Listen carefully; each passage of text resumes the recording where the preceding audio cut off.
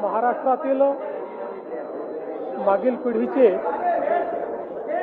एक अतिशय जाणते नेते म्हणून ज्यांच्याकडे पाहिलं जायचं असे डी.वाय. पाटील दादा यांचा दुःखद निधन झालं। आपल्या सर्वांनाच कल्पना आहे की राजकारण, सहकार, शिक्षण, उद्योग या प्रत्येक क्षेत्रात अतिशय गुणात्मक कार्य हे डी.वाय. दादांनी उभं केलं आणि विशेषतः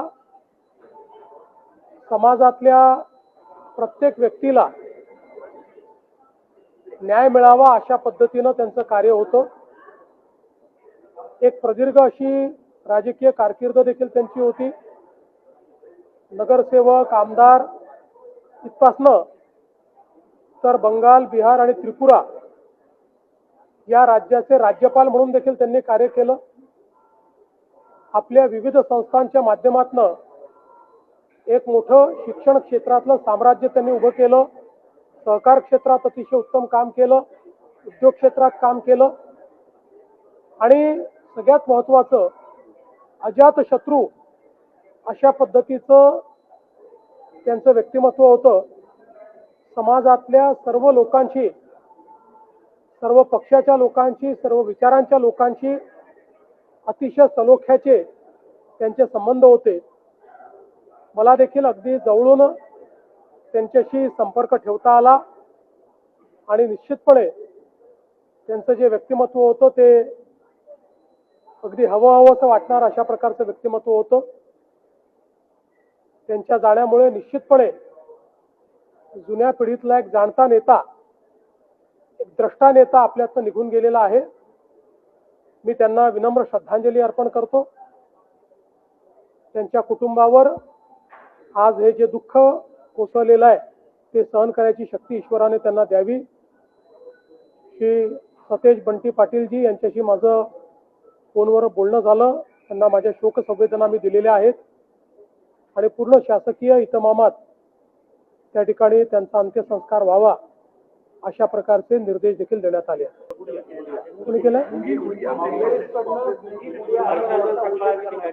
मला असं वाटतं की अतिशय खालच्या स्तरावर हे उतरलेले आहे। मुळामध्ये यांना कुठलाही रिस्पॉन्स मिळत नाही, कोणी विचारत नाही, त्यामुळे न्यूजमध्ये येण्याकरता अशा पद्धतीचं काम चाललेलं आहे।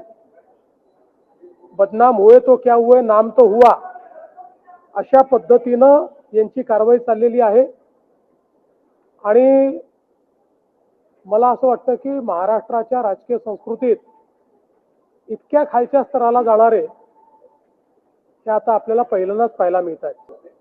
मी कुठलेही प्रेझेंटेशन वगैरे आज बघितलेलं नाही, पण यापूर्वी त्यांनी ज्यावेळेस आरोप लावले त्यावेळेस त्याचं उत्तर स्वतः MPSCने दिलेलं आहे आणि MPSCने त्या संदर्भात जरी 3 महिन्यांनी आरोप झालेला असला तरी पोलीस कंप्लेंट केलेली आहे आणि पोलीस चौकशीची मागणी स्वतः MPSCने केली। हा 2020चा घोटाळा आहे, आजचा नाही आहे। 2020 सालचा घोटाळा आहे, त्याच्यावर कारवाई चाललेली आहे आणि सगळ्या ज्यांनी घोटाळा केला त्यांना त्या ठिकाणी निश्चितपणे कारवाई झालेली आहे आणि होते। बघा, कुठेही शंका निर्माण झाली आणि पुरावा असेल तर चौकशी झालीच पाहिजे। त्यामुळे निश्चितपणे या संदर्भातली सगळी चौकशी केली। आपल्या परिसरातील बातम्या आमच्यापर्यंत पोहोचवण्यासाठी स्क्रीनवर दिलेल्या क्रमांकावर संपर्क साधू शकता।